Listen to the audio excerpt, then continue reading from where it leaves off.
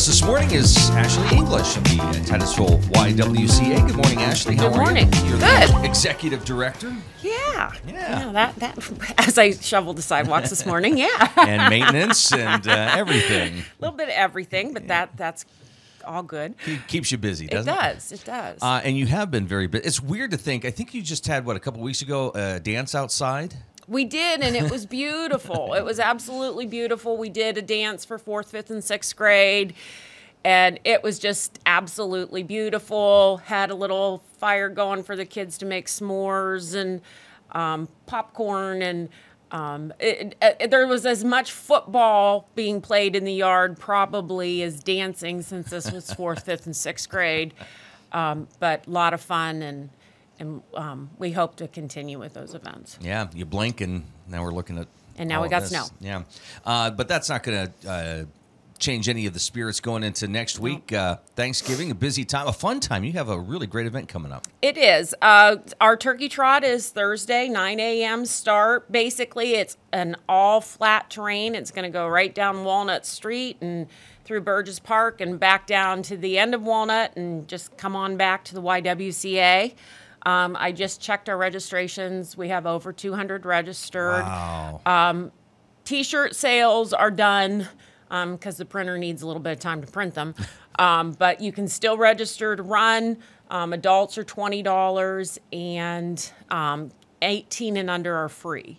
So we get a really nice turnout. Lots of families, lots of friends come in and just have a good time, especially if you don't want to deal with the huge crowds that might be at the larger turkey trots that are going on in the cities. This is just a nice way for folks to start their Thanksgiving holiday. Well, it's been just a tremendous tradition for folks. It has. And they come from out of town, and they do this in the morning, then they go home and will, we see a lot of the same families, and we appreciate the support. This is mainly our fundraiser that we do every year. It's the only time we ask businesses or anything for sponsorships.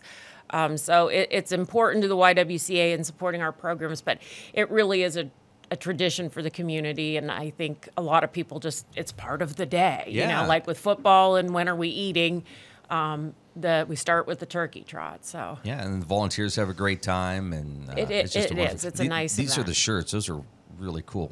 It's been a collector's item for a couple years. You can have all 8. Yeah. This is our 8th year. So, yeah. That's incredible. Well, that's going to be a lot of fun, and that's happening Thanksgiving morning. So. Thanksgiving morning, and you can register up until the day of the event. So. The other cool thing about that, the fans that come out along the streets and watch and cheer them on as they're drinking maybe a beverage of choice or whatever, but they're supporting those runners as they go past. It is, and that's one of the things I really like about it going right, because it's a holiday, there's not tons of traffic. So we're able, I apologize if you're inconvenienced on Walnut Street for about that 45 minutes or so that our runners and walkers are out there. But it's nice because people just come out on their porch and cheer everybody on. And, you always have those first runners that are coming in under 20 minutes. And then we got the people that are just out for a morning walk, and we'll see them around an hour or so. But it's good. It's all good. Well, what else are you working on this time of year? Well, today is the Great American Smokeout. So with Tobacco Free Northwest PA, yesterday we did some events with middle school and high school talking about if you don't start, you don't have to stop. So if you don't get addicted to tobacco products or nicotine, you don't have to figure out how you're going to get off that habit. Also talked about how nicotine affects brain size, and brains grow until people are about 25 years old. So they know that if you start using nicotine while your brain is still growing, you're going to decrease brain growth. So you're going to have a smaller brain, and that's not good. So just reasons why, environmentally, why we don't want to, health reasons, everything. Great group of kids came out, and so that's good. And if you do want to quit, Paula DeGregory with the Tobacco Free Northwest PA is great at hooking people up with resources. I didn't bring all of her contact information with me this morning because I was busy shoveling before I came over. But if you reach out to us at the YW, I can always connect you up with Paula and get you into a class, or maybe you can get some free nicotine patches, lozenge, gum with the PA Quit line. So Okay, let me ask you, and maybe this is more a Paula question, but I'm sure there's folks out there that know that they should, but just don't want to or don't want to make the time. Is that something where if they call you and talk to Paula, she could maybe help persuade absolutely, them? because one of the things is we know it usually takes most people about 7 or 8 tries to really quit, to cut the habit. And it's a lot of looking at your habits. What are you doing? Because there's so much more to it than just the physical addiction that's going on. So when you go and you take the classes and they walk you through it, it really makes you look at your behaviors and how you're doing things. And like you said, and it's not, nobody's beating you up. Nobody's saying, you got to do it. It's how do we help you really look at your lifestyle and what's keeping you using these products that are bad for your health. Vaping becoming more part of that conversation? Oh, absolutely. Absolutely. And, in teens and how the industry's targeted young kids, lots of things. One of the things we were even talking about is I thought about how a lot of athletes, young athletes, would never pick up a cigarette and smoke a cigarette. They just wouldn't do it. But they'll vape. And thinking it's the healthy alternative, and it's not. We're finding more and more as we're seeing kids do it, like the impact it's having on their lungs, and forever having those breathing problems. And then they're addicted to the nicotine, which is affecting their brain growth. And they could be laced with all sorts of things, all kinds of things, and environmentally too. How we're disposing of those old vapes is becoming a big issue. You can't just take your TV or your computer and throw it out anymore in your garbage. Really, you shouldn't be doing that with your vape either. But the industry hasn't set up any way for people to safely dispose of those. So there's lots of issues around it. So wow. Important conversation. And if you're looking for more information, you can contact the YWCA. Absolutely. And get that. Good stuff there. As you're coming towards the end of the year, it really doesn't slow down, does it? No, we keep on moving. So we've got a lot going on. YWCA with the Crawford Health Improvement Coalition is continuing to work on our immunization program, wanting people to get those vaccines. We know that flu is just absolutely rampant. We see it. Kids are out of school. People are missing work. They're seeing influenza and COVID tied together, and we have RSV. So, really, we want to make sure that people are getting what they need. The arm's sore. There's no getting around it. You got the sore arm. It's kind of a bummer, but I feel like in the long run, I'm too busy to be sick. So I'm going to protect myself with. I said I've had more shots since turning 50. So I've got my shingles and I've got my COVID and I've got my flu and I haven't quite reached the needing the pneumonia yet, but it's. But when that commercial airs, but when it comes around, I will. So really, just take the time, talk to your healthcare professional about what they recommend and what they think is good for you. We're starting to see clinics again, getting your flu shot. Just make sure you stay healthy. And well, I'll go back to even conversations we've had before, Ashleigh. During COVID, when people were locked down, things were shut down. And it was primarily emergency type of care. A lot of folks, just kind of forgot to get their kids in to get their shots, right, and to, get, whatever taken those care of. Those traditional immunizations. Yes. Yep. Yeah. So call. So you need to do that and make sure your kids are healthy, and that we don't have polio come back to the United States, that we don't have a lot of those diseases that we feel like were eradicated, creeping up on us again. We pretty much wiped out chicken pox. Kids don't get chicken pox anymore. When I was a kid, everybody got chicken pox. Well, now there's a vaccine. My youngest is 19, and him and most of his friends. Did your kids have chicken pox? Yeah. They did. Sam, maybe. But, I'm thinking. That's a good question. It was funny because I was reading a book the other day to kids about immunizations and germs and things like that, and washing your hands.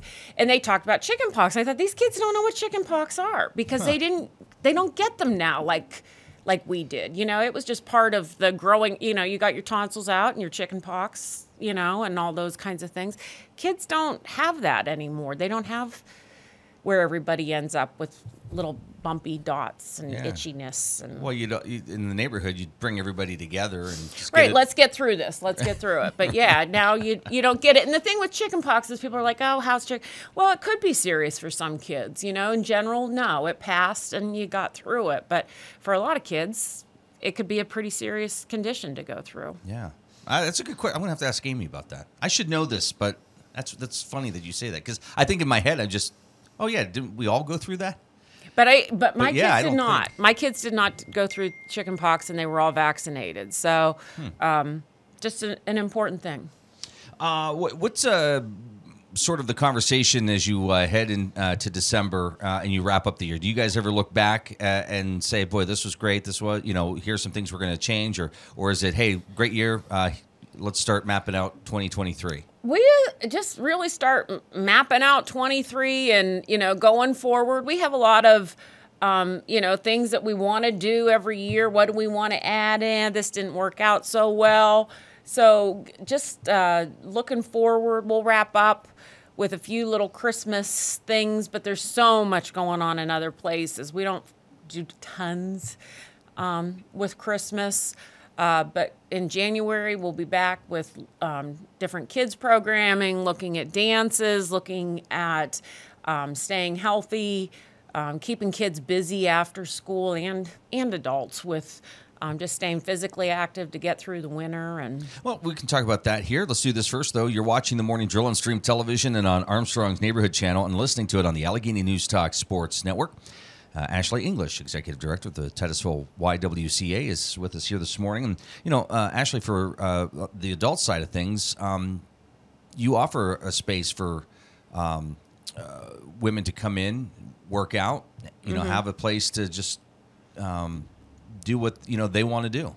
I think it's very low key. We don't have we don't try to be a fitness center. That's not our mission. But we do have a nice little room that has some bikes and treadmills and stair climber.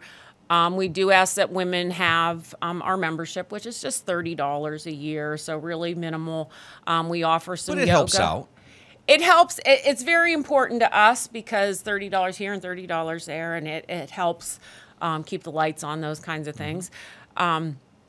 So we do ask that folks do that, but we just want people to be healthy. So we have some dancing for fitness. We have yoga, strong women, strong bones. And really, if you come to me and you have an interest in, let's try and get something going, then, hey, let's get something going. So, but like I said, too, winters are rough with kids. Got to keep moving. We don't want kids just watching TV all winter long. So we've got some tumbling programs going, karate, get kids dancing, moving. We'll look at doing some indoor soccer and indoor volleyball and those kinds of things after the first of the year. Just kind of fitting into those areas where maybe either the school doesn't have them, or the YM isn't filling that need right there for what some folks are looking for. So things like kids cooking class, you offer that. Are you finding a need? The home situation is so different now, where you have kids that live with maybe grandparents or aunts and uncles, or they're somewhere in maybe a transitional space. How important is it for them at a young age to get some of these basic needs kind of understood, so that if they're in a position like that, they can take care of themselves?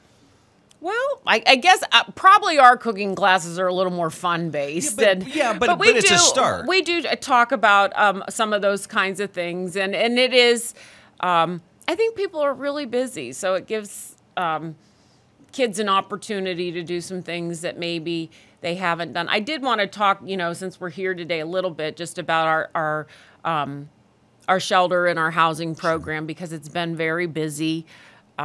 there's always, throughout the country, there's a housing shortage right now. So just working with folks and trying to help them find their way around systems and getting them what they need to help them be successful and move forward. So we are looking a lot at young adults even for how we can help them make those transitions. I guess if somebody's in need, what's the policy? How do they go about asking for help then? Well, make a call, stop in. We don't do just drop in. Sure. That's really because we want people to know our shelter is a program. We expect you to be working on how do we improve the situation. We have a fair amount of rules, not because we want to be dictators or anything like that, but because there's a lot of people from a lot of different places coming in and trying to live in a house together. So that can be very strenuous at times, but we do try to provide a nice environment that's supportive and caring and really feels like their temporary home while they're there. But yeah, just reach out, give us a call. Sadly, we don't have a lot of money to help with rental assistance. That's just, it's always gone and spoken for, long before, the money's gone usually before the needs are all met. But we can help folks out with shelter, and we do, and we've stayed pretty busy. Is this a good time as folks are out gathering their holiday supplies to pick up some extra things, or do you not want that to happen? Paper products are always really important, those kinds of things. Canned goods that, folks want to eat, we always appreciate that. We work really closely, though, too, with our other organizations, with Associated Charities, with the food banks, with that. So, remember them, too, in this time. Always remember them. Because the people that use our services, we're really a nice little network here in our community we can't help you with a winter coat, but if you go to Associated Charities, they can hook you up. Or, there's food here on Tuesdays at the St. James Soup Kitchen, and get a hot meal and enjoy that. So there's lots of places that we all work hard to make things happen for people. I was going to say the YW has been fantastic. Any events that you have where it's a community gathering, you invite a lot of those organizations to take part usually, and it's really nice to see that. I think we have so much in our little community, whether it's human services or just really recreation, and there's so many people doing so many things to keep our community going. And yeah, when we do have an event, people show up. People come out and support those events, and our nonprofits really do quite a bit here. Turkey Trot is Thanksgiving morning. If somebody maybe forgot to sign up, is it too late? I know the shirts are taken care of. The shirts are, I sent the order in this morning. Shirts are shut down right now, but you can still register both, like I said, 18 and under, you're free, and adults, $20, and it's a good time. Our registration had been for $15 for adults. I'm trying to goose people to make that registration commitment. So we do bump it up there a little bit. So it's kind of your penalty if you didn't get on the ball earlier. But believe me, every penny goes to helping a good thing. And they can go to the Facebook page. They can stop in, and like I said, up until race day. If you get your registration into us by probably, I'm going to say 8:50, you can be at the start by 9 o'clock. And if you want to see what the money's used for and all the great programming, you have the website that they can go to and website, see. Check out our Facebook. Because I'm old, I use Facebook a lot, but that's always I can't figure out all the other things that everybody's using. You do TikTok things, don't you? No, not really. Oh, but okay. but Amy did that. Oh, Amy figured that one out for us. But we do, but yeah, everything gets posted to Facebook. So please check us out at Titusville YWCA. And I keep saying I'm going to learn how to be better with Instagram and maybe even figure out Snapchat and stuff, but just haven't gotten there. Excellent. Real quick, Ashleigh, it is Thanksgiving. What are you thankful for? Oh, wow. Thankful for my health, thankful for my family, my friends, and my community, because I really think we've got a good thing going here. Good to see you. Have a Yes. great Thanksgiving. Thanks, you too. All right.